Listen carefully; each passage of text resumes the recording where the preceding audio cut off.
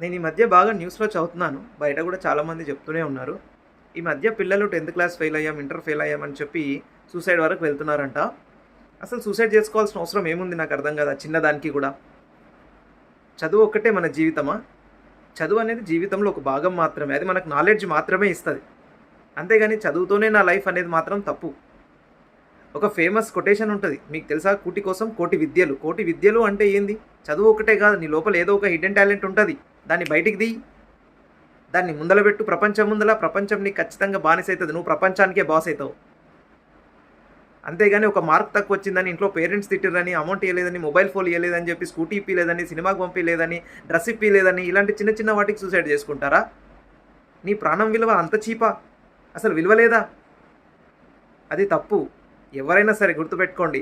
మన ప్రాణం అనేది చాలా విలువైనది. ఇలాంటి చిన్న చిన్న వాటికి ప్రాణాలు తీసుకోవద్దు. మీకు ఒక బెస్ట్ ఎగ్జాంపుల్ ఇవ్వనా?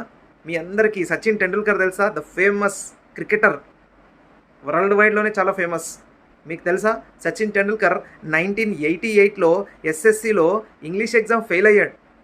ఆ రోజు కూడా ఆయన అలాగే ఫెయిల్ అయినుంటే ఈరోజు మనం ఒక గొప్ప క్రికెటర్ని మిస్ అయ్యేవాళ్ళం, గాడ్ ఆఫ్ క్రికెట్ని మిస్ అయ్యేవాళ్ళం, ఇంటర్నేషనల్ ఐకాన్ని miss అయ్యేవాళ్ళం.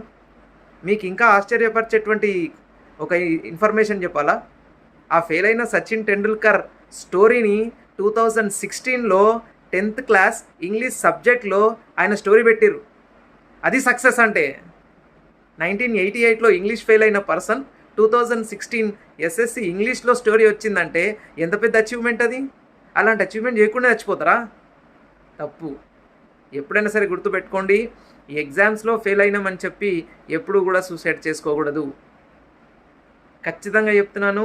All the students please be careful about your life. మీ పేరెంట్స్ అందరూ కూడా మీ పైన ఆశలు పెట్టుకొని ఉంటారు. మా పిల్లలు అట్లా ఇట్లా అని చెప్పి అలా వాళ్ళ ఆశల్ని గల్లంతు చేయకండి.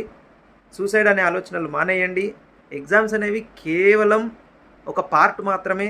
దాన్ని అలాగే కన్సిడర్ చేయండి. ఇప్పుడు కాకపోతే రేపు, రేపు కాకపోతే ఎల్లుండి. చదువు కాకపోయినా మన లోపల ఏవో హిడెన్ టాలెంట్స్ ఉంటాయి.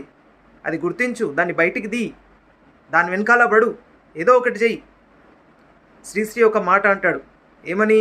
పరిగెత్తు, లేదా నడుచుకుంటూ వెళ్ళు, లేదా పాకుతూ అయినా వెళ్ళు, కానీ ఖచ్చితంగా నువ్వు చేరవలసిన గమ్యాన్ని మాత్రం చేరుకో అని శ్రీశ్రీ చెప్తాడు. The legendary person. జై హింద్.